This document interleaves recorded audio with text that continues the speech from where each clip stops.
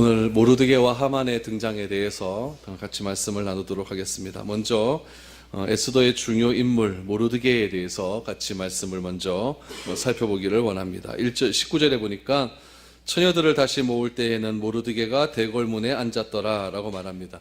모르드게의 직분을 알 수가 있죠. 모르드게의 직분은 왕궁의 문을 지키는 문지기였음을 알 수가 있습니다.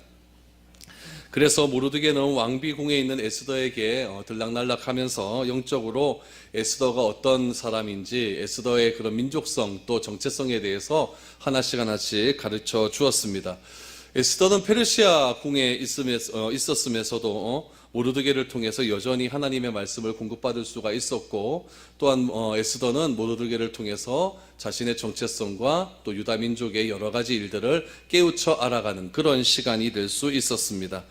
그런데 이런 일들이 있는 중에 왕궁에서 큰 사건 하나가 일어나게 되죠. 그것은 무엇이냐면은 아하수에로 왕의 모반 사건이 일어나게 되었는데, 그 모반 사건을 우연하게 모르드게가 알게 되는 일들이 오늘 본문에 등장을 합니다. 21절 말씀 한번 보시죠. 모르드게가 대궐문에 앉았을 때에 문을 지키던 왕의 내시 빅단과 데레스 두 사람이 원한을 품고 아하수에로 왕을 암살하려는 음모를 꾸미는 것을 모르드게가 알고 왕후 에스더에게 알리니, 에스더가 모르드게의 이름으로 왕에게 아뢰는지라 조사하여 실증을 얻었으므로 두 사람을 나무에 달고 그 일을 왕 앞에서 궁중일기에 기록하니라. 문을 지키던 내시가 두 명의 이름이 소개됩니다. 이름이 빅단과 데레스라고 하는 내시의 이름이 나오죠. 근데 이 내시 두 사람이 왕에게 원한을 품고 왕을 암살하려고 하는 모의를 품었다라고 나옵니다. 이 사실을 누가 알게 되냐면은 모르드게가 알게 됩니다. 여러분, 이것이 굉장히 웃긴 일입니다. 여러분, 지금 이것은 역모를 꾸미는 일 아닙니까? 역모를 꾸미는 일을 모르드게가 알았어요. 이게 말이라 되는 일입니까? 모르드게의 또 직위가 뭐였냐면 그냥 문지기는 문지기 아닙니까? 문지기가 어떤 방법으로 이 역모 꾸미는 일을 알 수가 있었을까요? 또 이 빅단과 데레스라고 하는 이 두 사람이 얼마나 어설프게 역모를 꾸몄으면은 문지기가 이 사실을 알 정도로 어설픈 계획을 잡았을까요?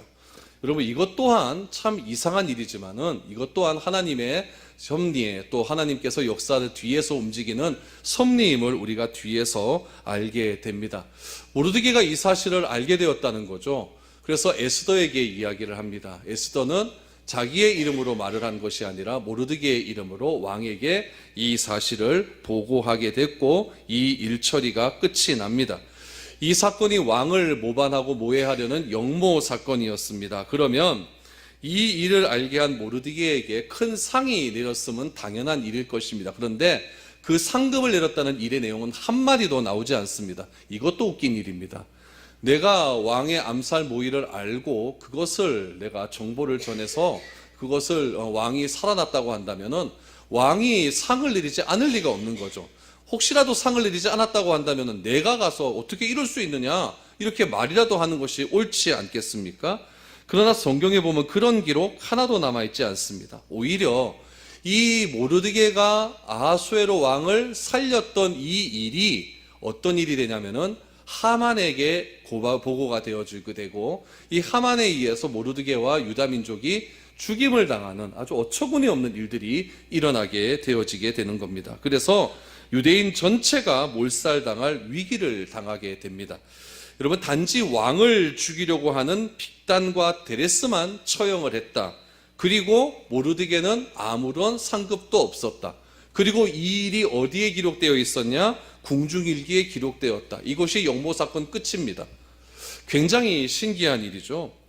사람이 생각하기에는 모르드게의 처지가 왕에게 좋은 일을 해주고 아무런 상도 받지 못하고 오히려 큰 어려움을 겪게 되는 그런 계기가 되었다라는 것을 알게 되지만, 여러분, 이 사건 또한 하나님이 역사를 이루어가는 과정임을 우리가 알게 됩니다. 결국 우리의 생각은 어떤 생각을 가지고 있냐면 이런 생각 가지고 있죠. 하나님께서 우리 택한 자를 사랑하신다라고 한다면은 미리 약한 자들을 하나님의 택한 백성에서 이렇게 보호해 주시고, 또 우리 성도들을 이런 모든 악에서 보호해 주시고 구원해 주시면 참 좋을 것 같은데, 오히려 하나님은 우리의 생각과는 반대의 길을 자꾸 간단 말이죠. 보호해 주시면 좋을 것 같은데 그때 하나님께서는 더 어려움 당하게 해주시고, 어려움 조금 더 어려움 당해도 저 사람 괜찮을 것 같다는 생각이 들 텐데 그럴 때가 들 때면 또 갑자기 보호해 주시는 그런 일들이 자꾸 일어난다는 이야기죠. 오늘 이 본문 말씀 속에서도 이 모르드게가 아하수에로 왕의 역모 사건을 잘 이렇게 마무리를 지어 주었으면은 모르드게에게 큰 상급이 내려지고 유다 민족이 그 페르시아 땅에서 잘 살 수 있는 계기가 돼야 되는 것이 우리의 생각으로는 맞는 것 같은데, 하나님의 생각은 정반대입니다. 이 일을 계기로 해서 유다 민족 전체가 몰살당하는 그런 위기 상황에 처하도록 하나님은 이끌어 가신다는 이야기입니다. 왜 그럴까요? 우리 성도들을 하나님께서 마지막에 큰 상을 주시기 위해서 이렇게 할 때도 있다라는 것을 우리는 기억해야 된다는 겁니다. 그래서 내가 좀 어려움 당하고 내가 좀 실패를 당하고 그렇게 해서 이때쯤이면 하나님의 구원의 역사가 올 때가 됐는데 라고 생각할 때 더 큰 어려움이 다가오게 된다면, 우리 속된 말로 이러잖아요. 그냥 어려움이 오면 그걸로 끝나는 게 아니라 더 곱빼기로 온다 그러잖아요. 그렇죠? 그럴 때가 되면은 하나님께서 좀 더 참고 견디라고 하는 그런 메시지이고, 하나님께서 이 참고 견딜 때에 이 어려움을 더 크게 사용하셔서 더 큰 상급으로 우리에게 주시려고 하는 그런 계획이 있다라는 생각으로 우리가 이런 어려움을 잘 견뎌 나가면 좋을 것 같습니다. 오늘 이 2장의 얘기는 바로 그런 이야기의 전초전이라는 것을 우리가 알게 됩니다. 그리고 일단 2장에서 이 모르드게가 이 역모를 막았다라고 하는 것으로 마무리를 짓고, 이 역모를 통해서 하나님께서 유다 민족에게 어떤 일들을 내리시려는가를 말하기 위해서 한 사람을 더 등장을 시킵니다. 그 사람이 누구냐면은 하만이라고 하는 사람입니다. 이 하만이라고 하는 사람과 모르드게 사이에 어떤 일들이 일어나는가는 우리가 역사적으로 좀 깊게 살펴볼 필요가 있습니다. 3장 1절과 2절 말씀을 보십시오. 그 후에 아하수에로 왕이 아각 사람 함무다다의 아들 하만의 지위를 높이 올려 함께 있는 모든 대신 위에 두니 대궐 문에 있는 왕의 모든 신하들이 다 왕의 명령대로 하만에게 꿇어 절하되 모르드게는 꿇지도 아니하고 절하지도 아니하니. 여러분, 지금까지의 상황이 이렇습니다. 에스더는 왕비가 되었다는 것은 세상적으로 큰 성공을 거두었다는 이야기죠. 요즘 말로 하면 퍼스트 레이디가 되었다는 이야기예요. 굉장히 큰 성공입니다. 그런데 에스더 개인의 입장에서 보면 어떻게 되는가? 유다 민족의 입장에서 보면 어떻게 되냐면 그것이 큰 행복은 아니었습니다. 왜냐하면 페르시아라고 하는 나라는 하나님의 나라가 아니라 이방 백성의 나라였기 때문에 그렇다는 이야기죠. 아마도 에스더는 그런 허영의 자리에 올라가기보다는 하나님을 섬기는 평범한 남자 하나 만나서 소박한 가정 이루어서 하나님을 잘 믿는 그런 신앙의 가정을 꿈꾸었을지도 모릅니다. 그러나 에스더의 인생은 본인의 의사와 전혀 상관없이 다른 어떤 큰 힘에 의해서 거대한 페르시아 제국의 왕비가 되었다는 이야기죠. 그런데 이런 상황 속에서 하만이 갑자기 등장을 합니다. 여러분, 하만의 등장은요, 이 페르시아의 상황과 이 전시 상황과 굉장히 밀접한 관계가 있습니다. 여러분, 1장에 보니까 아하수에로 왕이 잔치가 벌려졌어요. 그렇죠? 우리 에스더는 잔치가 중요하다고 말씀을 드렸습니다. 근데 그 잔치에서 180일 동안 잔치를 벌였는데 그 잔치에서 갑자기 아하수에로 왕의 왕비가 폐위가 되었습니다. 폐위가 되었고 그로부터 4년의 세월이 흘렀다라고 말씀을 드렸습니다. 그 4년의 시간 동안에 무슨 일이 있었는지가 굉장히 중요하다는 이야기예요. 그 4년의 시간 동안에 어떤 일이 있었냐면은 페르시아 제국과 그리스라고 하는 나라에 전쟁이 있었어요. 그 전쟁이 있었는데 그 전쟁이 여러분 무슨 전쟁이었냐면은 바다에서 일어난 굉장히 큰 전쟁이었습니다. 이 전쟁이 세계 4대 해전 중에 하나예요. 첫 번째 4대 해전 중에 첫 번째는 무엇이냐면 우리가 잘 아는 이순신 장군의 한산도 대첩. 이것이 여러분 세계 첫 번째 4대 해전 중에 첫 번째 해전이에요. 첫 번째 해전. 두 번째 해전은 무엇이냐면은 영국과 프랑스가 연합을 하고 스페인과 싸웠던 전쟁이 있습니다. 여기서 나폴레옹 장군이 등장을 하게 되는데 나폴레옹 장군이 주축을 이룬 트라팔가 해전이라고 있어요. 트라팔가 해전. 나중에 찾아보세요. 트라팔가 해전. 세 번째가 무엇이냐면은 스페인이 영국을 침략하기 위해서 싸운 전쟁이 있습니다. 그래서 이 전쟁을 뭐라고 얘기하냐면 칼레 해전이라고 이야기합니다. 네 번째 4대 해전이 무엇이었냐면은 페르시아의 아수에로 왕과 그리스 사이의 전쟁이 일어났던 살리마스 해전, 이 네 번째 전쟁입니다. 여러분, 이 네 가지 전쟁 중에서 이 네 번째 전쟁 살리마스 해전이 이 에스더서의 중요한 배경이 된다는 이야기예요. 페르시아 왕국의 아수에로 왕이 잔치를 벌였습니다. 며칠 동안요? 180일을 벌여요. 그 잔치에서 얼마나 돈을 많이 썼는지 몰라요. 돈을 많이 썼는데 여기에 자기의 위엄을 과시하려고 돈을 쓰면서 잔치를 했는데 자신의 위엄이 올라갔습니까? 떨어졌습니까? 떨어졌어요. 왕비 때문에요. 떨어졌어요. 거기다가 자기의 떨어진 자존심과 국력을 회복하기 위해서 그리스라고 하는 나라를 쳐서 그리스라고 하는 나라와의 전쟁에서 승리함을 통해 내 위상을 올리려고 했는데 이 살리미스 해전에서 또 지고 만 거예요.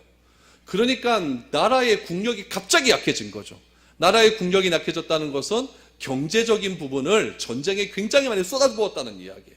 돈이 굉장히 흔들릴 때가, 경제적으로 굉장히 악화할 때가 요 시점이었다는 이야기예요. 요 시점에서 누가 등장을 하냐면은 하만이 등장을 합니다. 하만이 왜 등장을 하냐면은 하만이 아말렉 족속입니다. 여러분 오늘 3장 1절 말씀을 보면은 아각 사람 함무다다의 아들 하만이라고 이야기합니다. 이 아각이라고 하는 것은 아말렉 사람이라는 뜻이에요.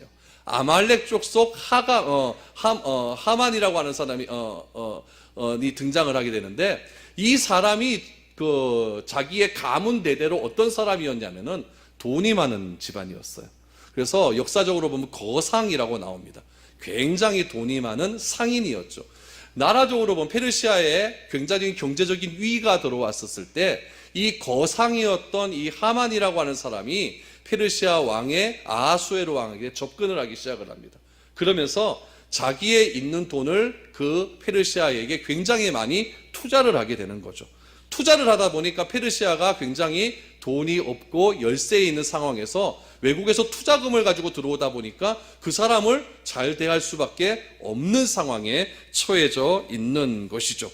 그래서 이 아하수에로 왕이 이 하만이라고 하는 사람을 어떻게 했냐면 굉장히 높은 직위에 올릴 수 있는 계기가 거기에서 나왔다는 이야기입니다. 그래서 여러분이 거상으로서 아말렉 족속의 무리였던 아각 출신 하만이 궁중에 들어올 수 있는 계기는 이 다양한 이런 시대적인 상황과 페르시아의 경제적인 어려움에 굉장히 짜임을 맞추어서 그렇게 하만이라는 사람이 들어오게 되었습니다. 근데 여러분이 아각 사람이라고 하는 것은 아말렉 사람이라고 이야기했죠. 이 아말렉과 이스라엘을 조금 생각을 해보아야 되는데요. 이 아말렉과 이스라엘은요, 철천지 월순지간입니다.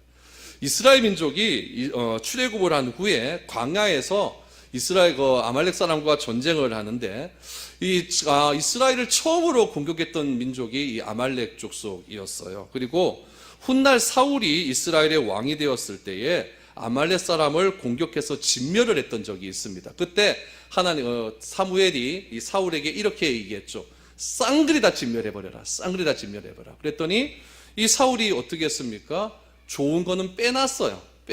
그래서 사무엘이 가가지고 네가 어떻게 이렇게 좋은 것을 빼놨느냐, 뒤에서 지금 울음소리는 어떤 울음소리냐 그랬더니 사울이 거짓말을 치죠. 기름진 것, 살찐 것을 하나님께 드리기 위해서 내가 빼놨나이다 라고 말을 하자 하나님께서 사무엘을 통해서 뭐라고 얘기했냐면은 나는 사울을 버렸다 라는 말씀을 했습니다. 그러면서 유명한 말이 나오잖아요. 순종이 제사보다 낫고 듣는 것이 순양의 기름보다 낫다라고 하는 말이 이 사울과 아말렉 족속 사이에서 있었던 전쟁입니다. 그렇기 때문에 이 이스라엘 민족과 이 아말렉 족속은 역사적으로 보면은 굉장히 둘 사이에 섞일래야 섞일 수가 없는 그런 민족 간의 갈등이 있었다는 이야기예요. 마치 우리나라와 일본 사이에 갈등이 있는 것처럼 아말렉과 이스라엘 사는 이런 갈등이 계속적으로 있었어요. 그래서 하나님께서는 이 아말렉 족속을 다 멸해라, 완전히 멸해라 라는 것들을 명령하셨고, 제가 뒤에 말씀을 드리겠지만은 이 아말렉 족속을 완전히 진멸해야 된다라고 이렇게 하나님께서 말씀을 하셨습니다.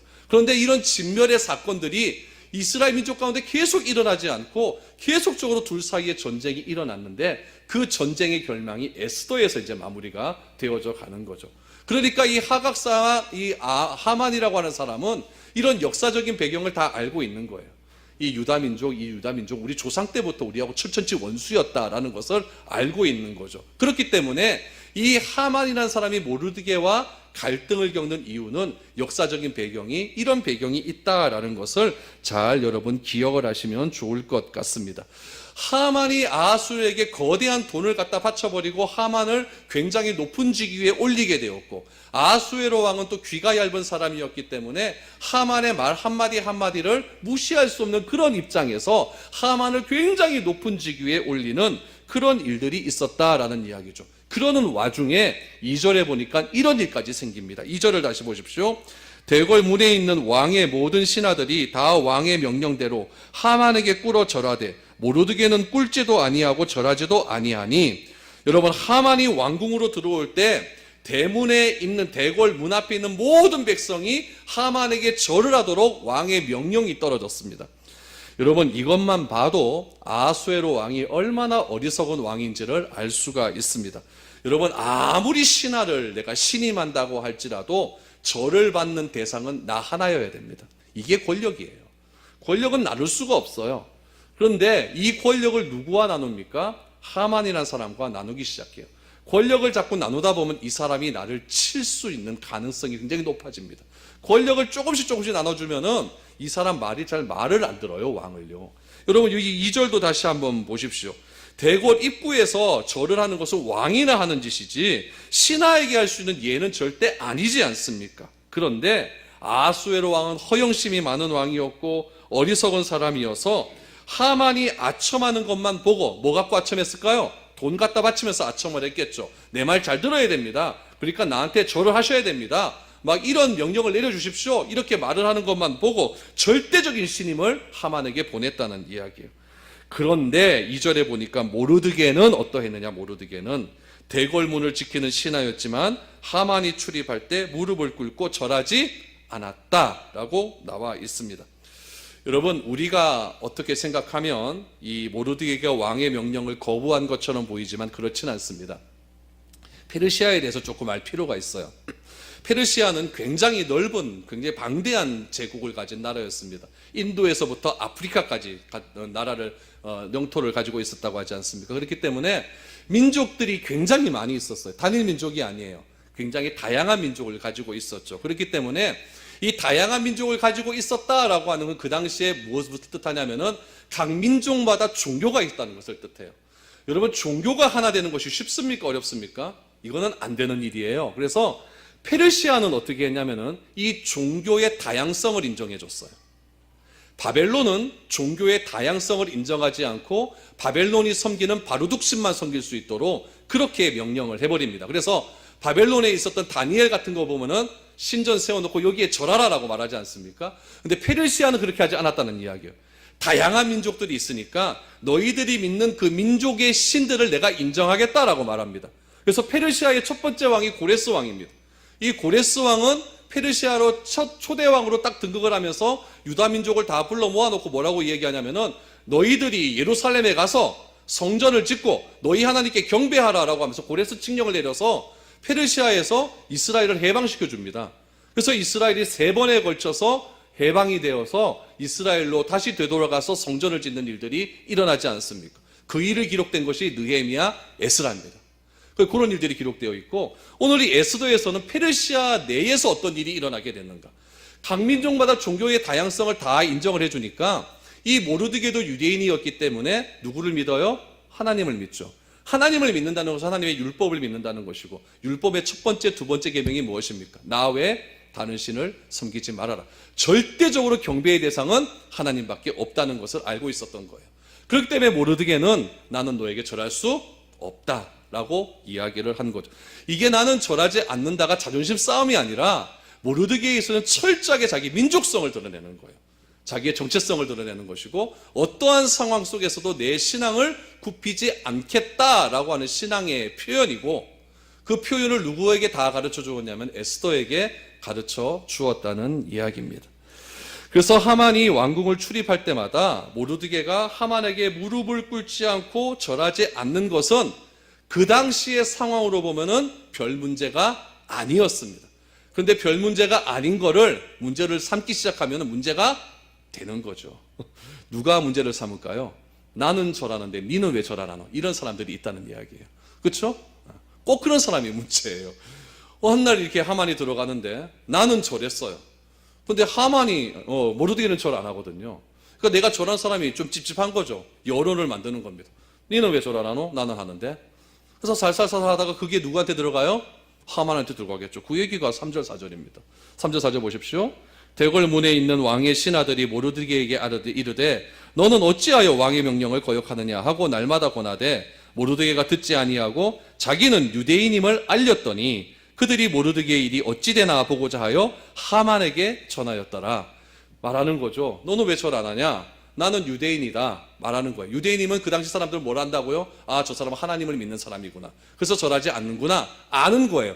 근데 그 중에서 몇 사람이 이 유대인이라고 밝혔을 때 어떻게 되나 알고자 하여 이 일을 하만에게 얘기했다 이거죠. 그러니까 이게 모르드게가 유대인이 밝혀진 게 문제가 되는 거예요. 하만은 아말렉, 모르드게는 유대인. 어디로 들어갑니까? 사울 시대, 출애굽 시대까지 내려가는 거예요. 역사 바로 세우기. 밑으로 계속 내려가게 되는 거죠. 여러분, 내가 유대인이다라고 알렸다는 것은 자신의 신분을 드러냈다라는 얘기죠. 이것이 모르드게의 위대함입니다. 우리는 직장에서나 어디에서 내가 그리스도를 믿는다라는 것을 드러내기를 꺼려할 때가 있습니다. 이것으로 인해서 나에게 손해가 올 때가 있을 수도 있기 때문에 그렇죠. 그러나 이 사람은 당당하게 얘기했어요. 나는 유대인이다. 이 말은 나는 하나님을 믿는 사람이다 라고 이야기를 했죠.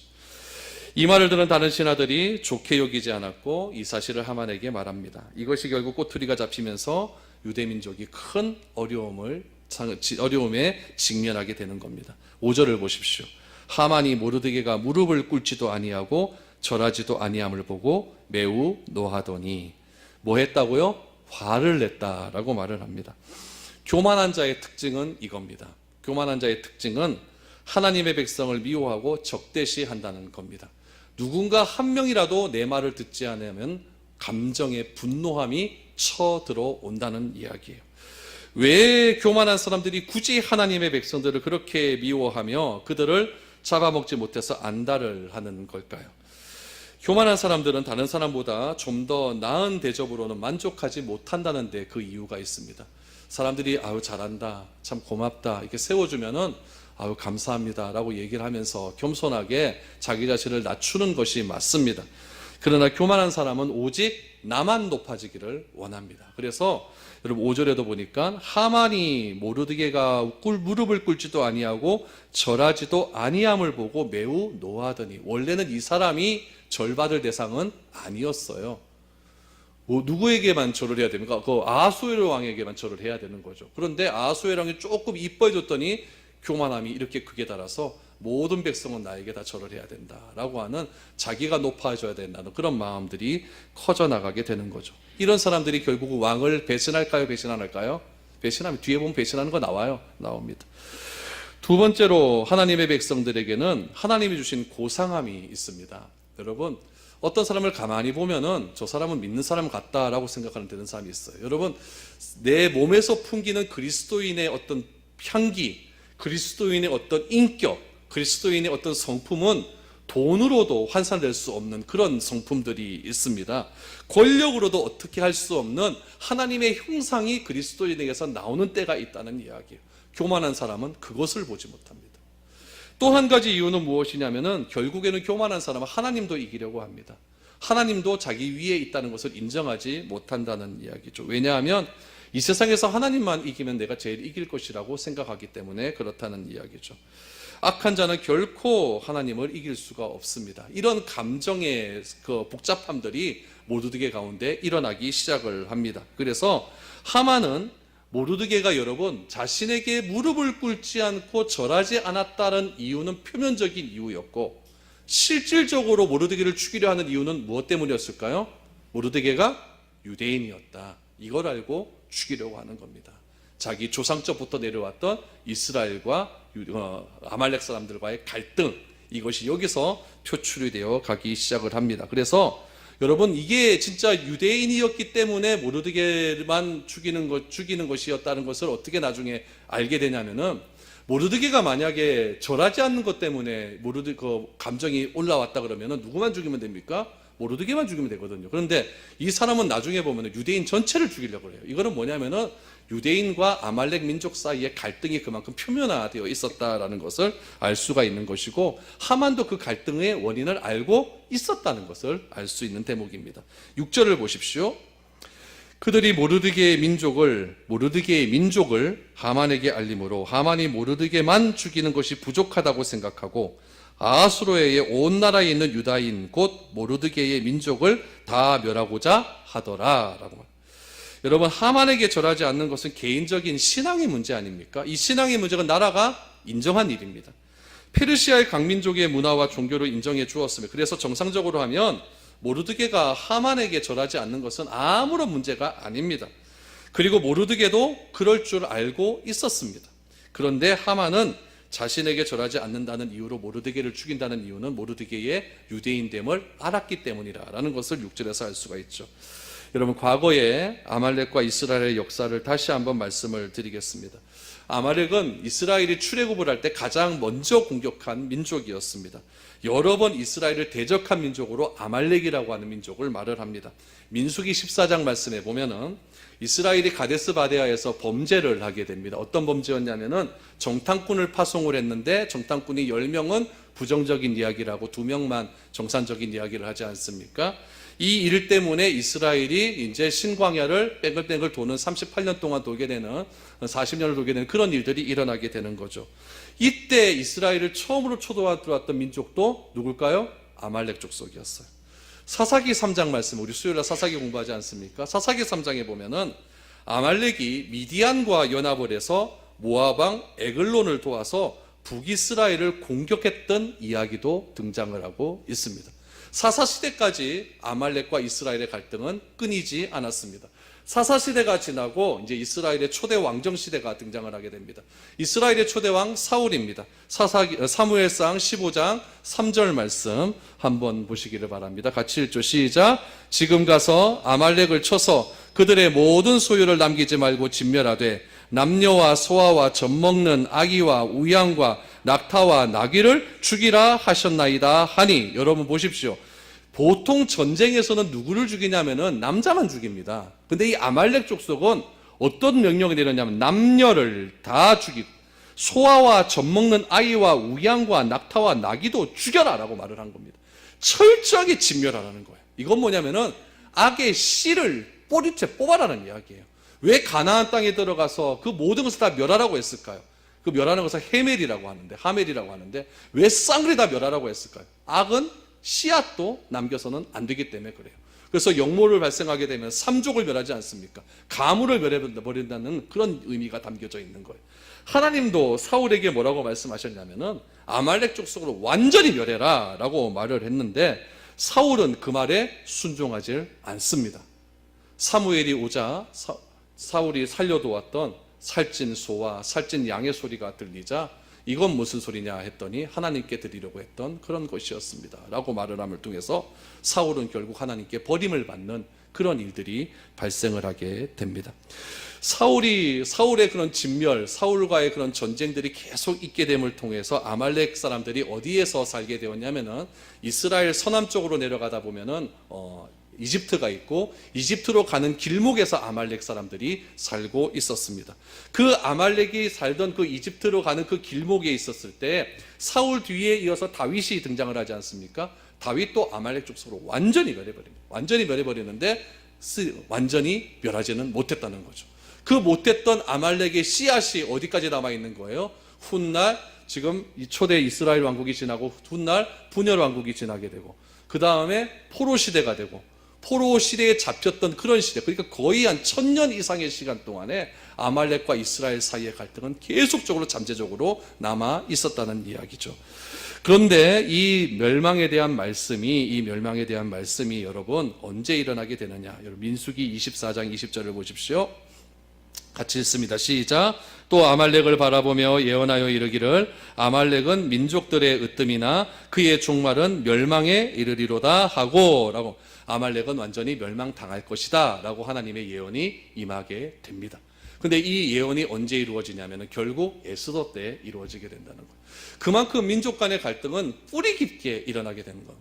여러분, 왜 에스더에서 하나님께서 에스더를 페르시아의 왕비로 올리셨고 모르드게가 그 성전 문 앞에서 절하지 않게 되는 것 아무 일도 아닌데 그것이 하만에게 그렇게 열이 받아서 분노하게 되고 그 민족 간의 갈등으로 일어나게 되느냐? 결국 그 뿌리 깊은 하나님의 명령과 예언의 불순종으로 인하여서 결국 그 사건이 오늘에까지 에스더 시대까지 이르게 되었고, 그 에스더 시대 때에 하만을 비롯한 모든 아말렉 사람들이 진멸됨을 통해서 하나님께서 말씀하신 그 일들이 비로소 나타나게 된다는 이야기죠. 그래서 에스더의 이 말씀은 그냥 한 여인의 이야기가 아니라 하나님의 말씀이 어떠한 방식으로도 하나님의 말씀은 이루어지고 성취된다는 것을 우리에게 보여주는 책이고, 또 하나 하나님의 백성을 대적하는 자는 반드시 하나님께서 진멸하신다라고 하는 승리의 메시지가 담겨져 있는 책이 에스더라는 이야기입니다. 여러분, 온 세상의 권력을 세상이 다 쥐고 있다 하더라도, 하만과 같은 자가 돈과 권력을 다 쥐고 나라의 경제권과 정치력을 다 쥐고 있다 할지라도 하나님은 반드시, 하나님께서 얼마나 크고 위대하신 분이심을 이 땅 가운데서 우리를 통해 드러내신다는 사실을 꼭 기억하시기를 바랍니다. 내 힘으로는 잘 안 됩니다. 누구의 능력이 임하면 됩니까? 예수 그리스도의 능력을 힘입고 성령의 힘을 힘입어서 이 세상의 어떠한 어려움과 어떠한 난관도 그리스도의 힘으로 이겨낼 수 있다라고 하는 믿음을 가지시고 나아간다고 한다면, 여러분, 아말렉을 완전히 끝까지 진멸시키시는 그 하나님의 능력이 오늘날에도 동일하게 임할 줄 믿습니다. 여러분, 그런 모든 어려움에서 승리하셔서 하나님의 모든 영광을 온 세상 가운데 나를 통해 드러낼 수 있는 위대한 민족들이 될 수 있기를 주님의 이름으로 축복드립니다. 기도드리겠습니다.